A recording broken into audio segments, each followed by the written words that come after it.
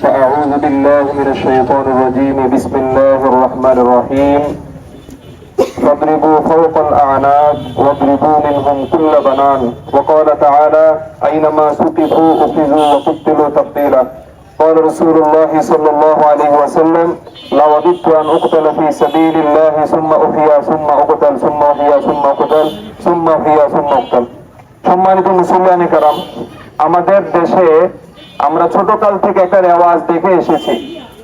নবীজি সাল্লাল্লাহু আলাইহি ওয়াসাল্লামের ব্যাপারে কটূক্তি হবে, কোরআনের ব্যাপারে অবমাননা হবে, আর আমরা পরবর্তী শুক্রবারে একটা মিছিল করব। মিছিল করার মাধ্যমে মনে করব আমাদের দায়িত্ব শেষ, ইমানি দায়িত্ব পালন করেছি, এখন জান্নাতি হয়ে বসে আছি। এটা আমাদের দেশের একটা অঘোষিত কালচারে পরিণত হয়েছে। কি বলেন, কথা ঠিক আছে? আমি সুস্পষ্ট বলে দিতে চাই, দেশের কর্ণধার হিসাবে যারা এখন রয়েছেন বা ভবিষ্যতে আসতে চান, অর্থাৎ রাজনৈতিক শক্তি, বিএনপি হোক, জামাত হোক, চরমনাই হোক, আর যেই দল হোক না কেন, আমি স্পষ্ট বলতে চাই, আপনারা এই সমস্ত বিষয়গুলোতে সবাই এক মঞ্চে এক মতে একত্রিত হইতে হবে। বিএনপি যদি এই দেশে রাজনীতি করতে হয়, তারাও এই ঘোষণা দিয়ে রাজনীতি করতে হবে। ভবিষ্যতে তারা এই আইন পাশ করবে, নবীজির বিরুদ্ধে কথা বললে, কোরআনের বিরুদ্ধে কটূক্তি করলে তার ব্যাপারে সংসদে আইন পাশ করবে। জামাত যদি এই দেশে রাজনীতি করতে হয়, চরমনাই যদি এই দেশে রাজনীতি করতে হয়, এই ব্যাপারে সুস্পষ্ট ঘোষণা দেওয়া ছাড়া তারা রাজনীতি করতে পারে না। বিশেষভাবে ইসলামী দলগুলোকে বলবে, এই সমস্ত বিষয়ে যদি আপনারা জিরো টলারেন্সে আসতে না পারেন, ইসলামের নামে রাজনীতি করা বাদ দিয়ে সেকুলার পন্থার রাজনীতি করে। এই ব্যাপারে আমাদের কথা পরিষ্কার। এই ব্যাপারে যারা আপোষ দেখাবে, মিল দেখাবে, তাদের সাথে আমরা কোনোদিন মিল রাখতে পারি না। আমরা ওমর ইবনে খাত্তাবের উত্তরসূরি, আমরা মুহাম্মদ বিন মাসলামার উত্তরসূরি, আমরা মুহাম্মদ বিন কাসিমের উত্তরসূরি। নবীজির ইজ্জতের হেফাজতের জন্য দেশের 15 কোটি 16 কোটি মানুষ, মুসলমানেরা যদি জীবন দিতে হয় জীবন দেবে। তারপরেও সংসদে নবীজির ইজ্জত হেফাজতের আইন সর্বোচ্চ মৃত্যুদণ্ড রেখে আইন পাস করতে হবে। এই আইন পাস যতদিন না হবে ততদিন পর্যন্ত তাওহীদি জনতা চেষ্টা চালিয়ে যেতে হবে। আমাদের অভ্যাস হয়ে গিয়েছে একদিন মিছিলের পর আমরা ঠান্ডা হয়ে যাই। এই ঠান্ডা হওয়া আমাদের কাজ নয়। আমাদের রক্ত গরম রাখতে হবে, সব জায়গায় আওয়াজ তুলতে হবে, আকাশ বাতাস ভারী করে আওয়াজ তুলতে হবে।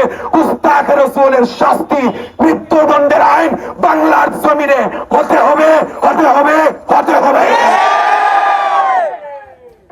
আমার অনেক কষ্ট করে আপনারা এখানে অংশগ্রহণ করেছেন, এটাকে আমি অনেক কষ্ট করতে রাজি না। আমাদের এখন রক্ত দেওয়ার সময়, এখন আর শুধু ঘামের সময় নয়, শরীর ঘাম দিয়ে ভিজানোর সময় নয়, রক্ত দিয়ে ভিজানোর সময় এসেছে। আমরা মিডিয়ার মাধ্যমে জানতে পারি সেই ভারতের হিন্দুত্ববাদীরা বাড়িতে বাড়িতে, মন্দিরে মন্দিরে অস্ত্রের প্রশিক্ষণ নিচ্ছে। আমরা মিডিয়ার মাধ্যমে জানতে পারি পাহাড়ের মধ্যে সন্ত্রাসীরা আমাদের দেশকে খুবলে খাওয়ার জন্য, স্বাধীনতাকে বিনষ্ট করার জন্য, সার্বভৌমত্বকে নষ্ট করার জন্য তারা বিভিন্ন রকমের অস্ত্র শস্ত্র নিয়ে প্রস্তুতি নিচ্ছে। ইতিমধ্যে আপনারা দেখতে পেয়েছেন সেখানে সেনাবাহিনী পর্যন্ত তাদেরকে দমন করতে ব্যর্থতার পরিচয় দিয়েছে। আমরা সোজা ভাষায় বলতে চাই, মুসলমান মানে মুজাহিদ, মুসলমান মানে নবীর সৈনিক, মুসলমান মানে আল্লাহ সৈনিক। সৈনিক হতে হলে অস্ত্রের প্রশিক্ষণ জরুরি। আমরা সরকারকে বলবো, দেশের মানুষকে অস্ত্রের প্রশিক্ষণ দিন। এই দেশের মানুষ যদি অস্ত্রের প্রশিক্ষণ প্রাপ্ত না হয়, যে কোনো সময় দেশের স্বাধীনতা ক্ষুণ্ণ হতে পারে, দেশের সার্বভৌমত্ব খর্ব হতে পারে। সেই দেশের পাশে 3 দিক থেকে ভারতের মতো দেশ থাকে, ওই দেশের নিরাপত্তা নষ্ট করার জন্য, সার্বভৌমত্ব নষ্ট করার জন্য জিত শক্তির দরকার হয় না। আমরা ইতিমধ্যে দেখতে পেয়েছি আমাদের পার্বত্য চট্টগ্রাম নিয়ে ষড়যন্ত্র ধীরে ধীরে বাস্তবায়ন হতে শুরু করেছে, দৃশ্যমান হতে শুরু করেছে। কিন্তু আমরা সরকারকে এই ব্যাপারে 100% উদ্যোগ নিতে দেখিনি। বিগত সরকারকেও দেখিনি, বর্তমান সরকারকেও দেখিনি। আমরা দেখেছি টুপি দাড়িওয়ালা মানুষকে, পাগড়িওয়ালা মানুষকে, টুপি দাড়িওয়ালা নামাজি মানুষকে তারা জঙ্গি তকমা দিয়ে গ্রেফতার করে নিয়ে গিয়েছে। সেই সমস্যাগুলো বিগত ব্রিটিশ সরকারের সময় যেমন ছিল, এখনো কিন্তু আমরা বিভিন্ন সময় দেখতে পেয়েছি। আমরা সোজা ভাষায় বলতে চাই, একজনের দাড়ি টুপি দেখে বসে বসে সঙ্গী তালাশ করেন, আর ওদিক দিয়ে পুরা চট্টগ্রাম যে দখল করে নিয়ে যাচ্ছে সেটার ব্যাপারে আপনাদের কি ভূমিকা? আপনারা দেখবেন মিডিয়ায় ব্যাপারে কোনো প্রচার নেই। কোথায় কোন কোনায় একজন দাড়িওয়ালা পাওয়া গেছে, একজন নামাজি বলেছে, কি রে ও সারাদিন ঘরে থাকে কেন, এত নামাজ পড়ে কেন, এত তাসবিহ জপে কেন, মনে হয় তার জঙ্গিয়ে ধরছে। এটা নিয়ে তার বিরুদ্ধে অ্যাকশন নেওয়া হয়। একজনের জন্য সারা মিডিয়া কাঁপে ওঠে, মনে হয় যারা দেশের মধ্যে আইসা বিশাল বড় এক ক্ষমতাধর শক্তিকে তারা পরাস্ত করে ফেলেছে। অথচ পার্বত্য চট্টগ্রামে যা হচ্ছে চোখের সামনে হচ্ছে, দিবালোকে হচ্ছে, মিডিয়ায় আসতেছে, সশস্ত্র প্রশিক্ষণ হচ্ছে, সব দেখতেছে। আমরা সরকারের কাছে জানতে চাই ওগুলোর ব্যাপারে আপনাদের কি পদক্ষেপ, ওগুলোর ব্যাপারে আপনাদের কি ভূমিকা? আমরা অত্যন্ত দুঃখের সাথে লক্ষ্য করছি আসলে প্রকৃতি ইমানদার যারা হয় না তারা অরিজিনালি দেশেরও বন্ধু হতে পারে না। সত্য কথা হলো যখন নাকি দেশ বিপদে পড়ে এই টুপিকারী ওলারাই স্বার্থকে ভুলে গিয়ে সবার আগে রাজপথে নেমে আসে। যখন নাকি সর্বপ্রথম মেদিনা কোটার আন্দোলন হয়েছে সেখানে আমাদের চাকরির তো কোনো প্রয়োজন নাই বা আমাদের চাকরির কোনো সুযোগও নাই। খুব খেয়াল করবেন কোটা বা মেধার ভিত্তিতে আমাদের আমরা এতটা দুর্বল হয়েছি। 90% মুসলমানের দেশ, এরপরও কোনো ভূমিকা নাই, কিছুই নাই। আয় আল্লাহ, এত মুসলমান তোলে কিসের জন্য? আয় আল্লাহ, আমাদের তো মাটির নিচে চলে যাওয়া এর জন্য এর থেকে বেশি সম্মানজনক।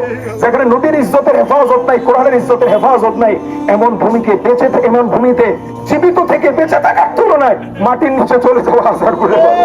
আয় আল্লাহ, আমরা আমাদের ইমানকে এখনো সবল করতে পারি না। আপনি আমাদেরকে তৌফিক দেন আমরা যেন সবল ইমানদার হতে পারি, আমরা যেন মজবুত ইমানদার হতে পারি। আয় আল্লাহ, দেশ বিরোধী সমস্ত ষড়যন্ত্র, ইসলাম বিরোধী সমস্ত ষড়যন্ত্রকে আয় আল্লাহ আমরা যেন ইমানি শক্তির মাধ্যমে তাগুতি শক্তির মোকাবেলা করতে পারি, আপনি তৌফিক দান করেন। আয় আল্লাহ, দেশের মধ্যে যারা মুসলমান নাম দিয়ে সুশীল শাস্তি চায় এই সমস্ত মুনাফিকদের কবল থেকে দয়া করে আপনি আমাদের হেফাজত করেন, আমাদেরকে খাঁটি মুসলমান হওয়ার তৌফিক দান করেন। মুরব্বী খত্তাব যেমন নবীজির সামান্য অপমানে গর্জে উঠেছিলেন, আমাদের কেমন গর্জে ওঠার তৌফিক দান করেন। আয় আল্লাহ, আপনি আমাদের জন্য এমন সরকার নিযুক্ত করেন যেই সরকার কোরআনের পক্ষে থাকবে, যেই সরকার সুন্নাহর পক্ষে থাকবে, যেই সরকার ইসলামের পক্ষে কাজ করবে। আয় আল্লাহ, আপনি আমাদের উপর এমন সরকার চাপাই দিয়েন না যাদের কারণে ইসলাম ক্ষতিগ্রস্ত হবে, তাদের কারণে মুসলমান ক্ষতিগ্রস্ত হবে, তাদের কারণে মাদ্রাসা মসজিদ ক্ষতিগ্রস্ত হবে। আয় আল্লাহ, দয়া করে আমাদেরকে ঈমান ইসলাম নিয়ে মৃত্যু পর্যন্ত বেঁচে থাকার তৌফিক দান করেন। আমাদের এই দেশে ইসলামী শাসন ব্যবস্থা, ইসলামী খেলাফা নবীজি সাল্লাল্লাহু আলাইহি ওয়াসাল্লামের মতো, আবু বকর, ওমর, ওসমান, আলী রাদিয়াল্লাহু তাআলা আনহুমের মতো ইসলামী রাষ্ট্র ব্যবস্থা এই দেশে আপনি কায়েম করার তৌফিক দান করেন। আয় আল্লাহ, সব সমস্যার সমাধান এই একটাই, রাষ্ট্র পর্যায়ে রাষ্ট্রীয় ব্যবস্থায় ইসলাম নাই, যার কারণে আমরা হাজার চিল্লালেও কিছু করতে পারি না। আয় আল্লাহ, রাষ্ট্রীয় ব্যবস্থা আপনি ইসলামকে কায়েম করে দিন মাওলানা। ওয়া সাল্লাল্লাহু তাআলা আলা খাইরি খালকিহি মুহাম্মদ ওয়া আলা আলিহি ওয়া আসহাবিহি আজমাইন। আমিন আমিন বিরহমাতিকা ইয়া আরহামার রাহিমিন।